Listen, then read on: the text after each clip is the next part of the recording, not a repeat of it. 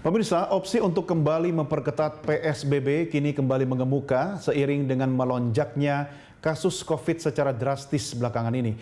Bahkan upaya pemerintah menerapkan PPKM yang berlaku sejak 11 Januari dinilai tidak efektif dalam membendung laju COVID. Lantas perlukah adanya pemberlakuan PSBB super ketat yang lebih ketat dari PPKM untuk membendung laju penularan COVID-19 di tanah air? Kita akan membincangkannya bersama Ketua Umum Pengurus Besar Ikatan Dokter Indonesia atau PBID, Daeng M. Fakih. Selamat sore, Dr. Daeng Fakih. Terima kasih bergabung bersama kami di Prime Time. Selamat sore. Ya, sehat terus ya dok ya? Ya, alhamdulillah, mudah-mudahan terus sehat. Baik, dan untuk mendukung kesehatan itu dok, opsi untuk memperketat PPKM yang sudah ketat kembali mengemuka. Bahkan ID mengusulkan adanya PSBB super ketat yang dianggap mampu secara efektif membendung penularan COVID. Komentar apa yang bisa disampaikan dok? Ya, jadi kita tahu ya, apakah istilahnya PPKM atau istilah PSBB ya, PSBB, atau mungkin di negara-negara lain disebut dengan istilah karantina wilayah atau lockdown ya. Iya. Tapi strategi itu sudah dipakai di mana-mana. Artinya semua negara memakai. Nah, tinggal sekarang yang kita lihat implementasi di lapangan. Kalau strateginya itu sudah betul, ya karena strateginya itu seperti rekomendasi WHO adalah membatasi pergerakan atau restriction mobility ya. Jadi mobilitas penduduk itu dibatasi dengan strategi PSBB atau PPKM. Tetapi yang harus kita berani koreksi, berani evaluasi adalah implementasi di lapangan. Nah, kalau melihat dari apa yang disampaikan Bapak Presiden tadi, ini waktunya kita memperkuat ya. Memperbaiki dengan memperkuat implementasi PPKM atau PSBB di lapangan. Kalau kami bilang sebenarnya bukan super ketat ya, tapi implementasi di lapangan itu harus ada lebih tegas melakukan. Ya, tidak hanya diserahkan kepada himbauan-himbauan untuk kesadaran masyarakat. Artinya penegakan hukum bagi masyarakat yang melanggar yang dipertegas gitu ya dok ya? Betul. Karena kalau misalnya pakai masker, berkerumun itu tidak tegas kita lakukan, ya, maka penularan akan terus berlanjut. Kalau kita masih istilahnya masih mengandalkan kesadaran masyarakat, ya, saya kira tidak cukup. Ya, karena kesadaran masyarakat itu kita tahu semua dari ilmu manapun, ilmu kesehatan masyarakat, ilmu sosiologi, ilmu psikologi itu lama akan dicapai. Dengan situasi emergensi ini rasanya edukasi untuk kesadaran masyarakat tidak tunggal.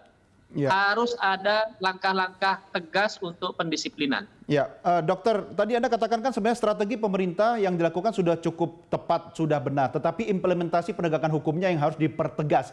Kalau saya lihat kasus di Singapura ya, dokter Daeng ya, itu aparat kepolisian tanpa perlu ajak ngobrol lagi ketika ada masyarakat yang tidak pakai masker, langsung diangkut. Nah, apakah ini bisa diterapkan menurut Anda di Indonesia? Ya, seharusnya diterapkan. Atau semestinya diterapkan. Karena kalau tidak tegas kita, ini beresiko terus penularan akan muncul. Dan masyarakat harus mengerti begitu. Kalau ada aparat ya melakukan tindakan-tindakan tegas seperti itu bukan berarti represif, bukan berarti galak, enggak. Ini bukan untuk kepentingan pribadi, bukan untuk kepentingan pemerintah saja, untuk masyarakat secara luas. Karena ini kondisi luar biasa ya dok ya? Ya, harus dipahami masyarakat. Jangan sampai sekarang mengemuka istilah kalau pemerintah atau aparat tegas kemudian dikatakan represif dan galak. Enggak, ini demi kita semua. Ya. Karena kalau ini tidak dikendalikan dengan baik, ya, kita khawatir kondisi ekonomi kita semakin jauh dari harapan kita segera membaik. Kalau ini terjadi, seluruhnya kehidupan kita akan hancur. Ya. Dok, masyarakat kita ini harus paham. Baik, dok. Kita kan mengharapkan bahwa strategi yang dilakukan pemerintah itu baik, tepat sasaran, dan juga mampu membuat masyarakat patuh ya dok ya. Nah, apakah kalau Anda mengatakan apa yang dilakukan pemerintah kemudian dipertekat dari sisi sanksi hukumnya mampu membuat masyarakat patuh terhadap aturan? Ini semuanya ini ikhtiar, Mas. Semuanya ikhtiar.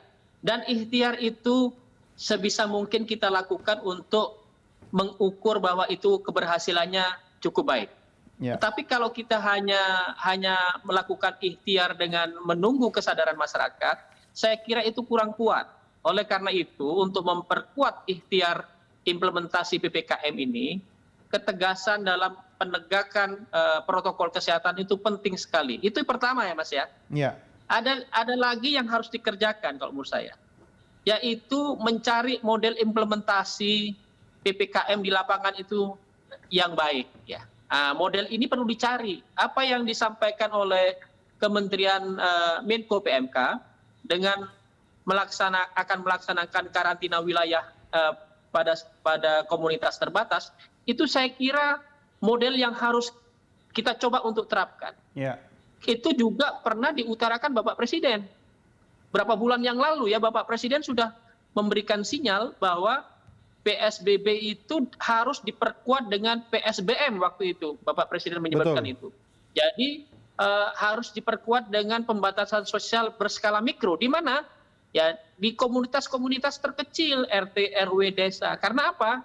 Kalau implementasinya di komunitas terkecil tersebut, maka pengawasan, ya, kemudian pelacakan, kemudian pelayanan-pelayanan yang berkaitan dengan COVID itu akan jauh lebih baik. Karena apa? Karena komunitasnya kecil, gampang dikontrol, gampang dikendalikan. Nah, saya mendukung upaya yang diajukan oleh Kementerian Menko PMK, karena itu saya yakin model itu yang secara ide pernah dicetuskan oleh Bapak Presiden, dan itu harus dicarikan model dan cepat diimplementasikan. Ya, Dr. Daeng, ini kalau kita simak arahan Presiden kepada jajarannya yang disampaikan, itu kan ada 5 arahan utama. Tapi kalau saya mengkritisi, saya minta komentar Anda, Dok, terkait dengan melibatkan epidemiolog, pasti ya, itu sangat positif. Nah, tetapi ketika kita baca melibatkan tokoh agama, bukankah ini sebenarnya sasarannya lebih pendekatan lebih humanis? Bagaimana bisa pendekatan humanis, kemudian usulan Anda untuk tanda petik menegakkan hukum secara tegas kalau melibatkan tokoh agama? Komentar Anda, Dok. Begini, antara pendekatan humanis dan kemudian orang yang melanggar itu dilakukan tindakan tegas, saya kira bukan sebuah yang bertentangan. Langkah-langkah persuasif, ya, langkah-langkah komunikasi, langkah-langkah sosialisasi ke bawah, memang kita mengikutkan seluruh elemen masyarakat. Tetapi begitu langkah-langkah itu dilakukan, itu harus ada penegakan langkah-langkah itu. Jadi tidak dibiarkan kemudian langkah-langkah itu dilakukan, tapi tidak diukur gitu. Mana yang mentaati, mana yang tidak. Jadi tidak ada pertentangan antara langkah humanis dalam rangka sosialisasi, dalam rangka edukasi, dalam rangka pendekatan kepada masyarakat, itu oke. Bahkan apa yang akan didorong oleh Menko PMK, karantina wilayah yang terbatas, itu juga seharusnya menghimpun kekuatan elemen masyarakat di komunitas terkecil tadi, termasuk tadi elemen masyarakat agama. Itu harus dilibatkan tokoh-tokohnya. Kenapa? Karena mereka yang bisa kemudian melakukan pengawasan dengan baik terhadap komunitas masyarakat di situ. Karena biasanya tokoh agama itu bisa jadi tokoh yang menjadi panutan. Betul, betul. Berarti ini memang harus jalannya paralel ya. Tapi Dok, saya punya catatan ya, prestasi selama PPKM juga ada di beberapa provinsi atau wilayah. Seperti misalnya Jawa Tengah. Kata Gubernur Jawa Tengah, ternyata tingkat hunian rumah sakit itu maksimal tidak menyentuh angka 60%. Ini sebenarnya kabar gembira. Kenapa ada perbedaan program yang sama dalam hal menangani laju COVID-19 di beberapa daerah, tapi hasilnya berbeda? Faktor apa yang mempengaruhi? Tenaga kesehatannya kah, masyarakatnya, atau kebijakannya? Gini, kalau PPKM, itu PPKM adalah strategi di hulu, Mas ya, strategi di hulu. Kalau tenaga kesehatan itu kebanyakan fungsinya di hilir, melakukan pengobatan, melakukan tracing, melakukan testing. Nah, di hulu ini adalah lebih banyak kepada ketaatan masyarakat. Ketaatan masyarakat budaya masyarakat, dan ketegasan aparatnya. Ya. Nanti kita bisa lihat daerah-daerah mana yang tegas, daerah-daerah mana masyarakat yang budayanya baik, mengikuti itu ada datanya, kemungkinan ada semua itu mungkin di Satgas ada semua. Mana masyarakat yang tingkat ketaatnya baik, mana yang tidak. Nah, sekarang ditunjang sekarang kita seragamkan penegakan hukum, kita seragamkan ketegasan ini, ya. Jangan sampai ada aparat yang yang permisif gitu, memberikan kelonggaran-kelonggaran. Nah, mari kita standarkan. Betul sekali Bapak Presiden itu mendorong TNI Polri itu terlibat betul sekali dalam rangka penegakan. Saya kira cukup tepat. Tetapi ini bukan excuse ya, bukan excuse. Bisa jadi kalau PPKM tidak diberlakukan atau PSBB tidak berlakukan, peningkatannya bisa jadi mungkin lebih besar dari ini.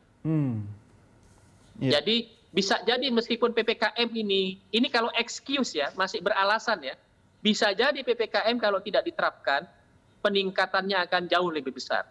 Sehingga PPKM ini meskipun terlihat tidak efektif saat ini, itu sebenarnya bisa jadi itu cukup bisa menahan laju pertambahan kasus yang semestinya mungkin lebih besar dari ini. Nah, tinggal sekarang kalau masih dipandang kurang efektif, implementasi di lapangan kita perkuat. Nah, usul kami memperkuat implementasi di lapangan itu dua tadi. Aparat keamanan lebih tegas menegakkan protokol kesehatan. Yang kedua, kita implementasikan model mikro, ya, pembatasan sosial berskala mikro atau yang disebut karantina wilayah terbatas, ya, supaya pengawasan, monitoring, pendisiplinan, protokol kesehatan, kemudian melakukan langkah tracing dan testing itu dilakukan pada komunitas kecil. Kenapa? Komunitas kecil itu gampang sekali diawasi. Bahkan mungkin para tokoh-tokoh masyarakat di sekitar itu, aparat keamanan yang kecil yang lingkup kecil di sekitar situ itu sangat mengenal masyarakatnya. Jadi pengawasan akan lebih mudah. Baik, Dr. Daeng Fakih, terima kasih sudah bergabung bersama kami di Prime Time. Sampai jumpa lagi dan tetap jaga kesehatan, Dok. Ya, terima kasih. Baik, pemirsa, demikian diskusi kami dengan Ketua Umum PBID, Dr. Daeng M. Fakih. Prime Time segera kembali sesaat lagi. Tetap bersama kami.